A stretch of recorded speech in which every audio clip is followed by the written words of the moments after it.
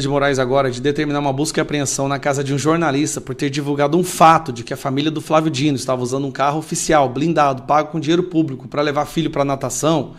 Isso foi tão absurdo, foi tão revoltante, que a imprensa toda está batendo nele e a gente esqueceu que há menos de um mês atrás, no dia 19 de fevereiro, Alexandre de Moraes abriu um inquérito e decidiu colocar como investigado o presidente da Unafisco.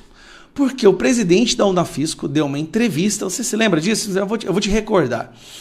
Alexandre de Moraes mandou fazer busca e apreensão na casa de servidores da Receita Federal, basicamente prendeu essas pessoas em prisão domiciliar, com tornozeleira, sem inquérito aberto, porque ele suspeitava que tinha algumas pessoas que estavam divulgando informações sigilosas dele e dos familiares do STF na Receita Federal. Sem inquérito, ele mandou fazer busca e apreensão, tornozeleira, não pode sair de casa, não pode usar rede social, um monte de cautelares.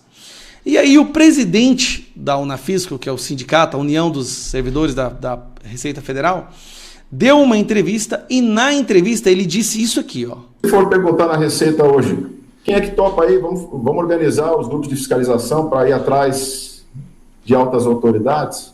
Você não vai encontrar nenhum. É menos arriscado fiscalizar membros do PCC do que altas autoridades. Essa frase, é menos arriscado para servidores, funcionários da Receita Federal, investigarem membros do PCC, uma facção criminosa, do que altas autoridades. E quando ele fala altas autoridades, ele está se referindo ao STF, principalmente ao Alexandre de Moraes. É essa frase dele aqui. Não encontrar nenhum. É menos arriscado fiscalizar membros do PCC do que altas autoridades da República hoje. Então isso é um efeito concreto, muito negativo para a nossa instituição. Por causa dessa fala, o Moraes manda intimar esse cidadão e ele é escutado, ele é ouvido pela Polícia Federal como um investigado. Não é uma testemunha, não é uma pessoa de interesse, ele é investigado. O que acontece? Ele fez a oitiva, respondeu as perguntas da Polícia Federal, o presidente da Unafisco.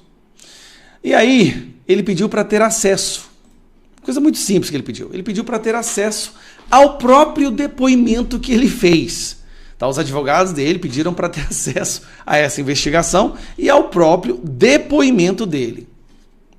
Aí o Moraes faz isso aqui, ó. Mais uma hoje para se somar, né?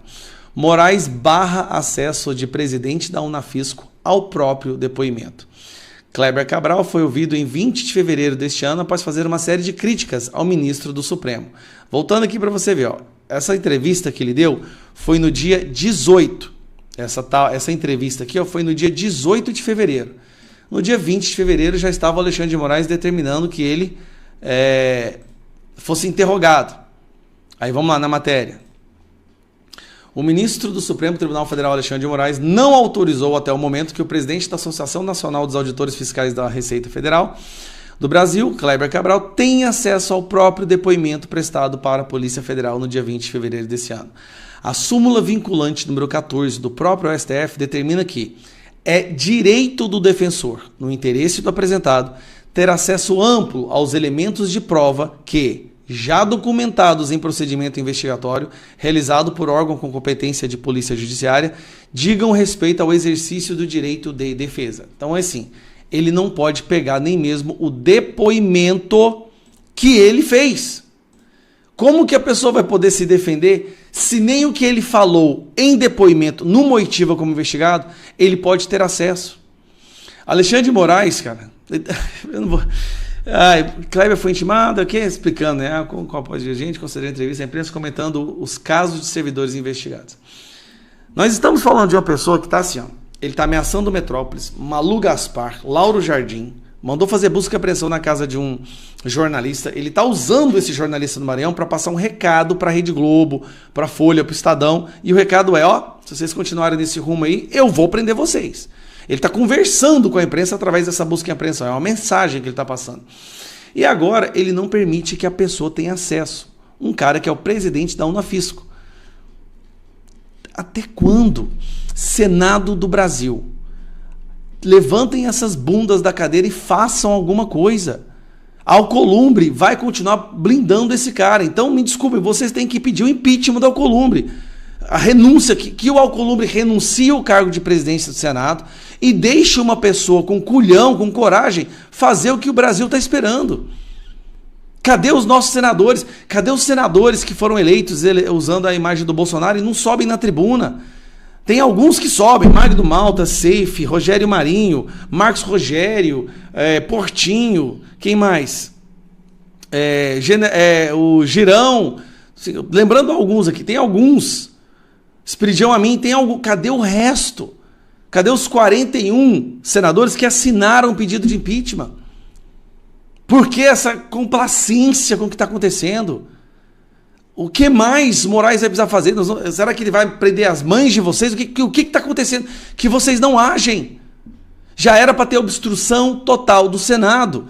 O Senado não pode ter mais nenhuma sessão esse ano até que seja feita a CPMI do Banco Master, a votação do veto do Lula na dosimetria e a abertura do impeachment.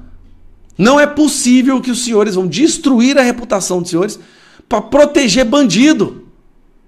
Alcolumbre, pelo amor de Deus, já não dá mais. Já não é uma questão superficial que dá para engavetar. O Brasil não aguenta mais a situação. Encontrou dossiê nos arquivos de Vorcaro. Ele era o laranja e Augusto Lima era o dono, de fato, do Master. A PF encontrou nos arquivos de Vorcaro um dossiê que muda tudo. Ele era o laranja e Augusto Lima era o dono e presidente de fato. O documento é direto. Vorcaro é só um vaidoso que não manda muita coisa, mas gosta de gastar feito gente grande. Lima e comparsas manipulavam ativos podres para transformar prejuízo em lucro. Para quem quer fingir que acredita. É como descobrir que o dono da empresa estava na recepção, mas é o office boy que mandava em tudo. O mesmo Lima que a PF investiga por ligações com políticos do PT, incluindo Rui Costa, que privatizou a Ebal, para ele quando era, inclusive, governador da Bahia. Lendo essa nota, Navarro, hoje eu me recordo há pouco do almoço, estava entre amigos e tal, e realmente alguém ali na mesa falava, pô, mas esse Vorcaro, o cara passava mais tempo fazendo festa, se divertindo, com 3, 4, 5 mulheres, indo viajando o mundo inteiro, com carros, jatos, quer dizer... Mas como que ele tinha tempo para elaborar um plano tão, quer dizer, um sistema, um esquema tão refinado, né, tão sofisticado? E está aqui a resposta, não é, Navarro? Bom, primeiro, ainda paira a dúvida se era ele o responsável pela organização desse esquema, qual era o papel dele nessa engrenagem. E segundo, esses convescotes que você acabou de narrar, festas, encontros, o Clube do Whisky em Londres, o Cine Trancoso e por aí vai, isso era networking para ele, né? Ele reunia pessoas que ele precisava estar associado, de quem ele precisava, e pessoas que ele acreditava, muitas delas, por serem autoridades, com mandatos, com cargos, ou em tribunais, inclusive em cortes superiores, por que não? Na Procuradoria-Geral da República, em cargos importantes na nossa Praça dos Três Poderes. Pois bem, ele acreditava que estava comprando blindagem. É disso que se trata. E em algum momento, essa blindagem foi furada. E aí, Daniel Vorcaro, hoje, talvez seja a única pessoa no Brasil que possa informar com exatidão a magnitude e todos os tentáculos desse sistema, dessa engrenagem que seguramente põe a Lava Jato no bolso. Em cifras, por se tratar do maior escândalo financeiro e bancário que se tem notícia, pela ramificação que já está muito clara, ela chega a todos os poderes, aos 3 poderes da República, ao Executivo, ao Legislativo, em relação também, é importante a gente apontar que talvez a cúpula de partidos políticos, e aí isso provavelmente vai se estender de A a Z, com raras exceções, e ao Judiciário, algo que a própria Lava Jato não conseguiu mapear se a roubalheira do Petrolão, como foi batizado aquele escândalo investigado durante 7 anos e 80 fases, o quanto ele conseguiu entrar e envolver figuras do judiciário brasileiro, porque quando bateu a porta do STF, isso terminou num inquérito que é o 4.781, por conta da capa da revista Cruzoé, lá atrás, em abril de 2019. Amarrando e finalizando as pautas que você trouxe, Emilinho, veja, tem um pé de Bahia nesse escândalo Master. Tem um fio para ser puxado em relação à Bahia, sobretudo quando a gente traz o nome do Augusto Lima, o Guga Lima. O Guga Lima foi quem levou o Cred Sexta, que foi organizado no governo do PT na Bahia, governo Rui Costa, hoje chefe da Casa Civil, mas que tinha no seu secretariado o antecessor do governo baiano, Jacques Wagner, hoje senador da República. Ele organizou um sistema de consignado com preço camarada para funcionários públicos, e isso foi replicado já numa negociação que envolve o Master e Daniel Vorcaro, apresentou a Vorcaro, que espelhou esse esquema e fez do Cred Sexta algo nacional, e não mais um esquema baiano. Mas aí mora a perna do Master na Bahia. E aí todos os governadores e dirigentes do PT baiano estão implicados até o pescoço, isso está muito claro. Vamos continuar girando as notícias. CPMI mira Moraes por acesso sigiloso e Mendonça livra ex-sócio de Vorcaro de depor. Moraes disse que seu gabinete fez análise técnica dos dados de Vorcaro, mas ele não é o relator do caso. Marinho fez a pergunta como e pediu à CPMI que questione o STF. Na mesma noite, Mendonça livrou Guga Lima, apontado pelo dossiê como dono de fato do Master de depor na CPMI. Ou o gabinete de Moraes acessou dados que não deveria, ou a conclusão vai além do material analisado. Os dois casos são graves e o STF não respondeu nenhum dos dois, Eduardo Borgo. As CPIs e as CPMIs têm poderes de autoridade judicial. Está na Constituição também, no artigo 58, dos poderes das comissões parlamentares de inquérito. Agora, um habeas corpus, para ficar em silêncio, não quando é testemunha. A testemunha ela tem que falar a verdade, ela não pode sequer se calar, sob pena de cometer o crime de falso testemunho e ser preso em flagrante, inclusive. Agora, se é investigado, se foi um indiciado ou se é réu, ele tem o direito de ficar em silêncio, e não é o André Mendonça, não é o Alexandre de Moraes, não é o Gilmar Mendes. Quem garante isso é o Pacto de São José da Costa Rica, que tem amparo da Constituição. Agora, o que eu não consigo entender, e eu sou advogo na área criminal faz 20 anos aproximadamente, é o fato dessas liminares estarem dando ali um salvo-conduto para a pessoa nem ir na comissão parlamentar de inquérito. E aí eu fico muito preocupado com isso, por quê? Porque se a CPI, se ela tem poder de autoridade judicial, ela tem o mesmo poder de juiz. É a Constituição da República que está falando isso. Então, quando os ministros do Supremo dão lá um habeas corpus, né, e dando esse salvo-conduto para a pessoa, além de ficar quieta, para ela sequer comparecer à CPMI, eu fico pensando o seguinte: se eu sou advogado de defesa, eu posso chegar para o meu cliente e falar assim, olha, quando o juiz te intimar para ir depor, você não vai. Porque se você não precisa ir numa CPMI que tem poder de autoridade judiciária, você também não precisa ir na frente do juiz. E o que é pior, também não precisa, então, ir na frente do delegado de polícia, do procurador da República, porque se o próprio ministro está dando lá um habeas corpus, olha, você não precisa ir lá na CPMI, então peraí. Então, esse é o ponto que eu questiono. Agora, o direito ao silêncio, eu vejo às vezes as manchetes dos jornais, olha, saiu uma liminar, o André Mendonça, mais um HC para não se manifestar. É direito de qualquer um, não importa quem seja, se é o Lula, se é quem for. Pelo Pacto São José da Costa Rica, ninguém é obrigado a produzir prova contra si. Muito bem, vamos continuar girando notícias. CPI do crime organizado quebra sigilo do cunhado de Vorcaro e do sicário e pede a Mendonça informações sobre a morte dele. A CPI do crime organizado aprovou 27 requerimentos em bloco hoje, entre eles a quebra de sigilo do cunhado de Vorcaro, Fabiano Zettel, e do sicário, o homem que roubava investigações sigilosas para mandar a Vorcaro. E foi além, pediu a Mendonça informações sobre a morte do sicário.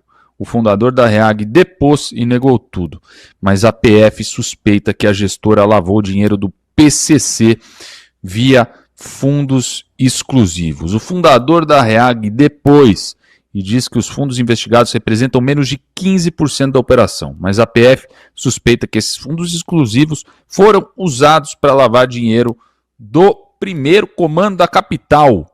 Quando o investigado aparece na CPI para minimizar e a PF já tem suspeita documentada, eu vou perguntar para você, Silvio Navarro, quem a bancada acredita? Olha, Emilinho, bom, vamos lá, vamos por partes. A quebra de sigilos, a CPI do crime organizado, que é uma CPI nata do Senado, não é a CPMI, não é uma CPI do Senado, não é uma CPMI, não tem o M de mista, não tem a participação de deputados, ela deve sim avançar nessa seara, até para se proteger do Supremo Tribunal Federal. Veja a última decisão do ministro Gilmar Mendes, que ele fala em escopo e por aí vai, para tentar restringir o trabalho dela. Então, se ela encontra indícios, um rastilho que leve ao PCC, que leve a uma facção criminosa, deve seguir por aí para não ser perturbada por um outro poder e continuar o seu trabalho. Nesse caso em si, eu sigo muito mais atento àquilo que puder ser investigado em relação ao tal do sicário, o Luiz Felipe Mourão, porque eu acho que nós estamos no Brasil. E só porque nós estamos no Brasil e nós temos uma triste memória sobre casos que envolvem polícia e política e manchetes político-policiais, e por aí vai, eu gostaria de que esse caso do sicário, e acho que muita gente também, fosse completamente elucidado, para que não pairem dúvidas se morreram ele, se suicidaram ele. Então, eu acho que neste momento, se a CPI puder investigar isso, eu acho que é mais uma oportunidade, é mais uma frente para jogar luz nesse caso. Tudo que o Brasil não precisa é de um cadáver envolvendo, no meio de um escândalo como esse, que permaneça insepulto ou vire um fantasma ao longo da história. Já temos muitos. Operação Contenção Red Legacy. A PSERG desmonta estrutura nacional do Comando Vermelho. Vereador preso e conexão com PCC confirmada. A Polícia Civil do Rio de Janeiro deflagrou hoje a Operação Contenção Red Legacy. Objetivo: desarticular a estrutura nacional do Comando Vermelho. 6 presos, entre eles um vereador do Rio que negociou com o Comando Vermelho autorização para fazer campanha eleitoral em território da facção em troca de benefícios ao grupo. A investigação confirmou. Comando Vermelho e PCC cooperam e Marcinho VP, preso há quase 30 anos, ainda comanda o Conselho Federal do Comando Vermelho. Borgo, você acompanhou essa questão da operação? É assim, qual é o argumento do Brasil para não declarar o PCC e Comando Vermelho organizações terroristas? Diz que não é crime contra o Estado, que eles não querem depor o Estado, não querem derrubar o presidente. Agora, cadê a soberania? Nós não temos mais soberania, a gente não manda no Estado. Veja, quantas vezes aqui, Emilinho, você citou o nome de organização criminosa, os fatos estão interligados. Esse fato aí que eu vi hoje a respeito de um vereador de pedir autorização, quem mora em cidade grande, quem mora em capital, sabe que determinadas comunidades, se não tiver autorização do crime organizado, não entra. Quem consegue entrar lá sem escolta adequada é o Flávio Dino, né? O Flávio Dino conseguiu subir lá no Morro da Maré sem escolta adequada. E a terminologia que nós temos que usar é essa, sem escolta adequada. O Lula, por exemplo, sobe com o boné do CPX, né, do complexo, né, que ele diz, e o dele também é tranquilo, né? Ele, não sei se ele pede autorização ou não. Agora, vai o Bolsonaro tentar subir no lugar desse? Tem que pedir autorização, senão não entra. Ou então entra com a polícia, com bala, com equipamento blindado, porque não é tão simples, é uma realidade do país, infelizmente. Agora, essa questão desse vereador, o problema é muito mais embaixo, Emilinho, muito, muito mais embaixo. O crime organizado está entrando nas prefeituras, porque o crime organizado entendeu que dá menos trabalho e dá muito mais dinheiro entrar na corrupção da política nas prefeituras, no Estado, no governo federal, do que traficar drogas, do que assaltar banco, do que sequestrar pessoas. Por quê? Porque quando tem que virar estatística, por exemplo, é uma boca de fumo lá, é uma biqueira, que eles vão lá e estouram essa biqueira. Agora, para entrar numa quadrilha, num crime organizado dentro dos municípios, das prefeituras, por exemplo, não consegue. Em último caso, vão chegar em algum político que vai conseguir conhecer alguém lá no Supremo que vai dar um jeito e não vai virar nada. Então, a cada dia que passa, o crime organizado está se infiltrando cada vez mais nos municípios. Eu digo, eu sou vereador do meu município, sou combativo, denuncio, fiscalizo, brigo. A hora que entrar o crime organizado lá querendo matar minha família, menino, eu não tenho segurança, não tenho colete, não tenho nada, não posso andar armado, não tenho direito à polícia, não tem nada. Como é que os vereadores vão continuar fiscalizando quando tiver o crime organizado? E já tem, né?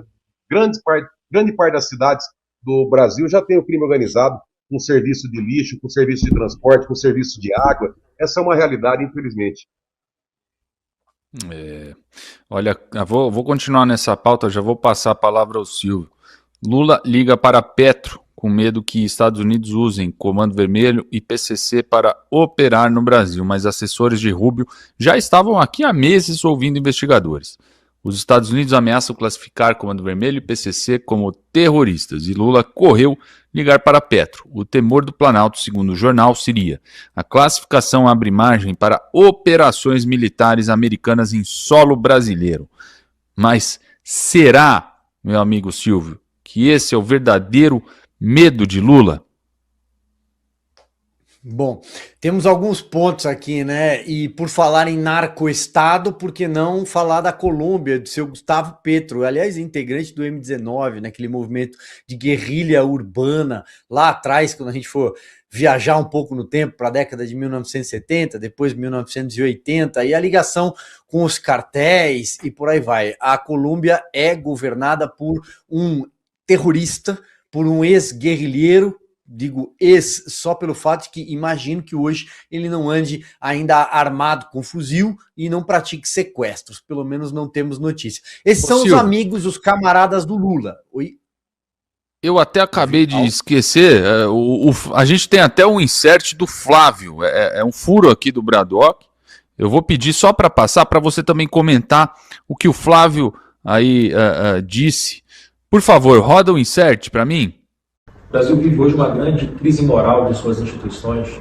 Isso precisa ser reajustado, precisa voltar a haver harmonia entre os poderes. Mas nós temos que principalmente combater com muita força a criminalidade.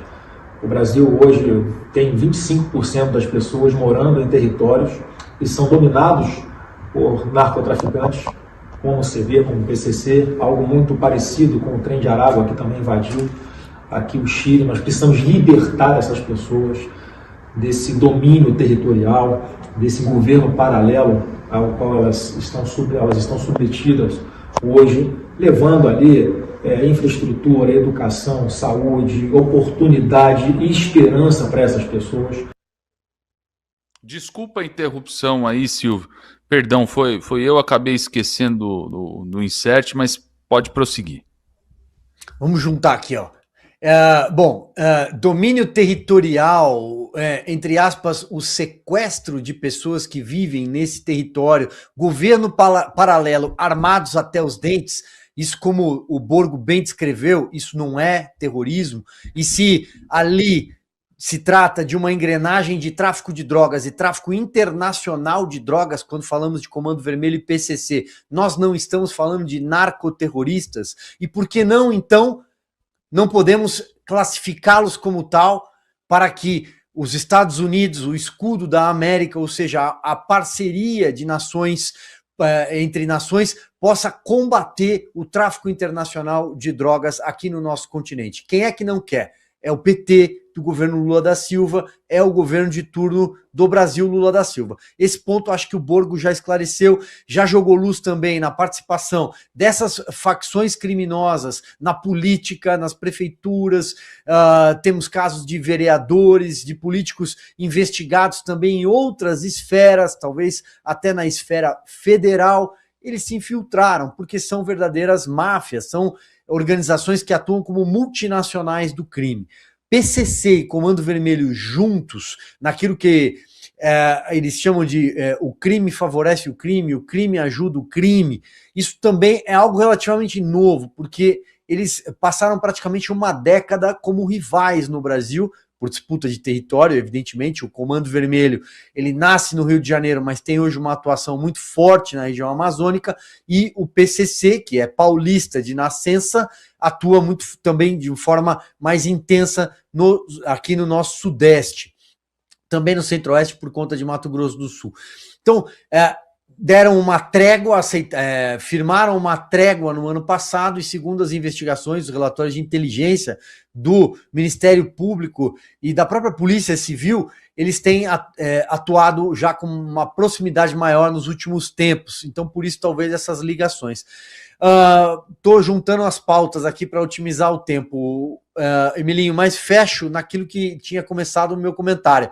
O Lula buscar um encontro, buscar uma relação, um estreitamento com o Petro é nada mais do que tratar com o seu camarada. Esses são os camaradas do Lula. Na Bolívia já não tem mais, porque o Evo Morales já não dá mais as cartas, porque a Bolívia mudou. O camarada Boric foi embora no Chile, porque o Cast assumiu hoje. Na Argentina, a Cristina Kirchner está presa em casa, mas está presa, e Javier Milei governa. Esses são os camaradas do Lula, por isso ele não pôde aparecer, não quis aparecer na foto no Chile, ia pegar mal, ele não faz parte da turma que está lá. O Cast, o Milei, que abraçou inclusive o senador Flávio Bolsonaro, uma cena que o senador divulgou nas redes, enfim. É disso que se trata, né? Acho que o divisor de águas está aí. A eleição é esse divisor de águas no Brasil. De que lado está o PT de Lula e de que lado está o senador Flávio Bolsonaro, que vai...